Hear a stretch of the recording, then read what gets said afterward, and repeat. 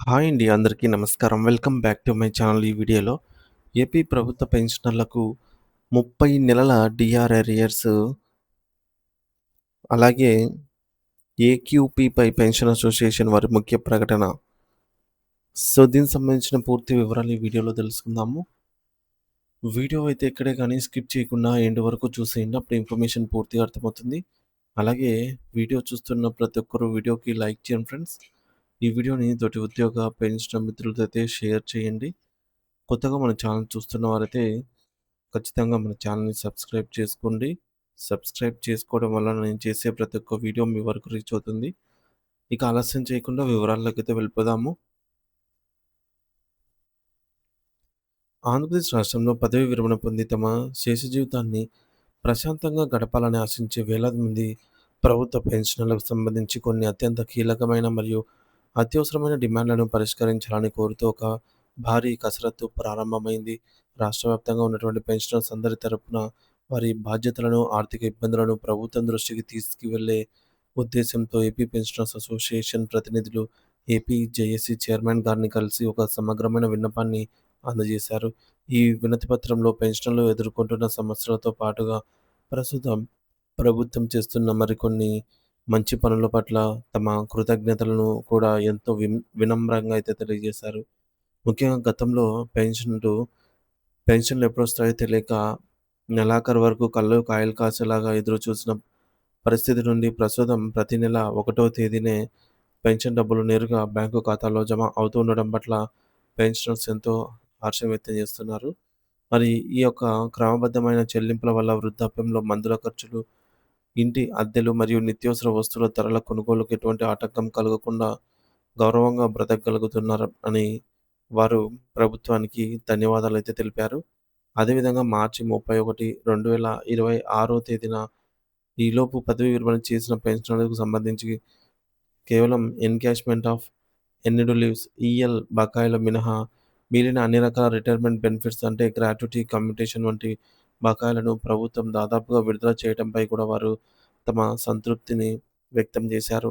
అయితే పెన్షనర్ల జీవితాలను పట్టి పీడిస్తున్నటువంటి మరికొన్ని పాత బకాయిల అంశాన్ని వారు ప్రధానంగా అయితే లేవనెత్తారు. ముఖ్యంగా 2018వ సంవత్సరం జూలై 1, 2018వ తేదీ నుండి రావాల్సిన సుమారు 30 నెలల కాలానికి సంబంధించినటువంటి డీఆర్ అరియర్స్ ఇప్పటికే వేలాది మందికి అందకుండా పెండింగ్‌లో ఉండిపోయాయి. నాటి నుండి నేటి వరకు పెన్షనర్లు తమ సొంత డబ్బుల కోసం అధికారుల చుట్టూ తిరుగుతూనే ఉన్నారు. ఈ 30 నెలల బకాయిలను ఎటువంటి సాంకేతిక కుంటి సాకులు చెప్పకుండా వెంటనే ఒకే విడతలో విడుదల చేయాలని వారు డిమాండ్ చేశారు. ఇందులో భాగంగా విశాఖపట్నంలోని సీతమ్మధార సబ్ ట్రెజరీ పరిధిలో ఉన్నటువంటి పెన్షనర్ల సమస్యలు మరీ తీవ్రంగా ఉన్నాయని, అక్కడ పెండింగ్‌లో ఉన్నటువంటి బకాయిలపై ప్రత్యేక దృష్టి సారించాలని అయితే కోరారు. మరి దీంతో పాటు గతంలో ప్రభుత్వం జారీ చేసినటువంటి జీవోఎంఎస్ నంబర్ 63 ప్రకారంగా రావాల్సినటువంటి 10% డీఆర్ అరియర్స్ మొత్తాన్ని కూడా ఎటువంటి జాప్యం లేకుండా వెంటనే ఖాతాల్లో జమ అయ్యేలాగా చూడాలని అయితే వారు కోరారు. పెన్షనర్ల సంక్షేమంలో అత్యంత కీలకమైన అంశం additional quantum of pension AQP. దీని గురించి మనం లోతుగా పరిశీలిస్తే వయసు పైబడే కొద్దీ పెన్షనర్లకు పెరిగే వైద్య ఖర్చులు మరియు ఇతర అవసరాల కోసం ప్రభుత్వం అదనపు పెన్షన్ ఇస్తుంది. రాష్ట్ర ప్రభుత్వ పెన్షనర్లు ఎంతో పోరాటం చేసి 2010లో వచ్చినటువంటి 9వ పీఆర్సీలో ఒక గొప్ప హక్కును సాధించుకోగలిగారు. ఆ నిబంధన ప్రకారంగా 75 సంవత్సరాల వయసు నిండిన ప్రతి ఒక్క పెన్షనర్‌కు వారి బేసిక్ పే మీద 15% అదనపు పెన్షన్ లభించేది. ఆ తర్వాత 2019లో అప్పటి చంద్రబాబు నాయుడు గారి ప్రభుత్వం ఒక చారిత్రాత్మక నిర్ణయం తీసుకొని 70 సంవత్సరాల వయసు నిండిన వారికి కూడా ఇవ్వాలి అని జెప్పేసి వారికి కూడా ఒక 10% అదనపు పెన్షన్‌ను ఇచ్చేలాగా జీవో ఇచ్చింది. ఇది వేలాది మంది సీనియర్ సిటిజన్‌లకు గొప్ప ఆర్థిక భరోసానైతే ఇచ్చింది. కానీ దురదృష్టవశాత్తు గత వైఎస్ఆర్‌సీపీ ప్రభుత్వ హయాంలో పెట్టినటువంటి 11వ పీఆర్సీలో పెన్షనర్లకు ఊహించని దెబ్బ తగిలింది. పెన్షన్లను పెంచాల్సింది పోయి చంద్రబాబు నాయుడు గారు ప్రభుత్వం 70 ఏళ్లు నిండిన వారికి ఇచ్చిన 10% అదనపు పెన్షన్ హక్కును ఏకంగా 7%కి తగ్గించి పడేశారు. అంతటితో ఆగకుండా 75 సంవత్సరాలు నిండిన వృద్ధులకు లభిస్తున్నటువంటి 15% అడిషనల్ క్వాంటమ్ ఆఫ్ పెన్షన్‌ను కూడా 12%కి కుదించేశారు.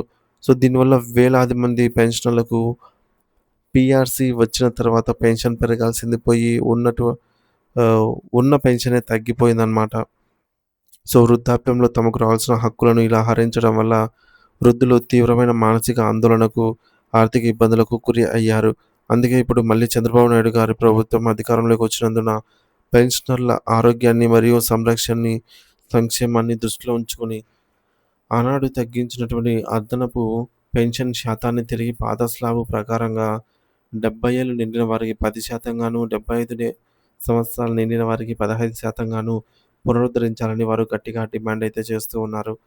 పెన్షనర్ల ఆరోగ్య భద్రతకు సంబంధించిన ఎంప్లాయీ హెల్త్ స్కీమ్ ఈహెచ్ఎస్ కార్డుల సమస్యలను కూడా వారు తీవ్రంగా ప్రస్తావించారు.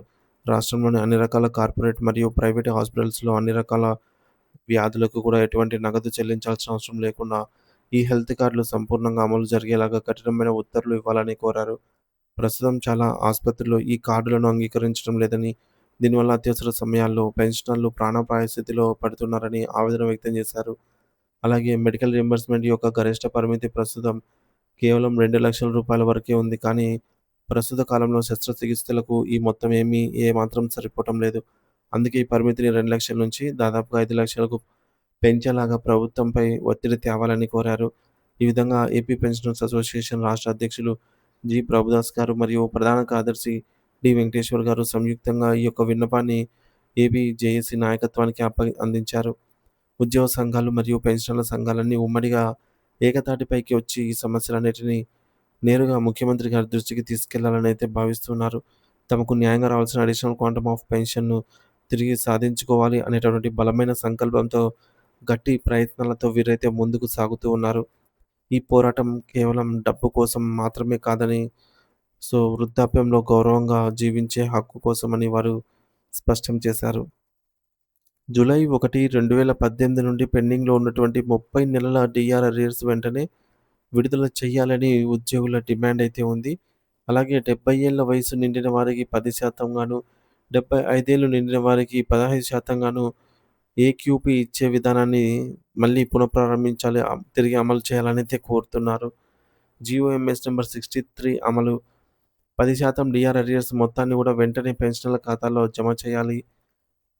మనకిది జనవరి 2024కు సంబంధించిన డీఆర్‌కి సంబంధించి 10% అరియర్ అమౌంట్‌ని సో, మనకు ఈ యొక్క ఏప్రిల్ నెలలోనే చెల్లించాల్సి ఉంది. కానీ ఇంకా చెల్లించలేదన్నమాట. అలాగే హెల్త్ కార్డ్‌ల స్పష్టత అన్ని నెట్‌వర్క్ హాస్పిటల్స్‌లో నగదు రహిత చికిత్స అందేలాగా చర్యలు తీసుకోవాలి. మెడికల్ రీయింబర్స్‌మెంట్ పెంపు, వైద్య ఖర్చుల క్లెయిమ్ పరిమితిని 2,00,000 నుంచి 5,00,000కు పెంచాలి. సో, ప్రతి నెల ఒకటో తేదీనే పెన్షన్‌లు ఇస్తున్నందున చాలామంది ఆహ్, రిటైర్మెంట్ బెనిఫిట్స్ అనే బకాయిలనేవి క్లియర్ చేసినందుకు కృతజ్ఞతలు తెలియజేస్తున్నారు.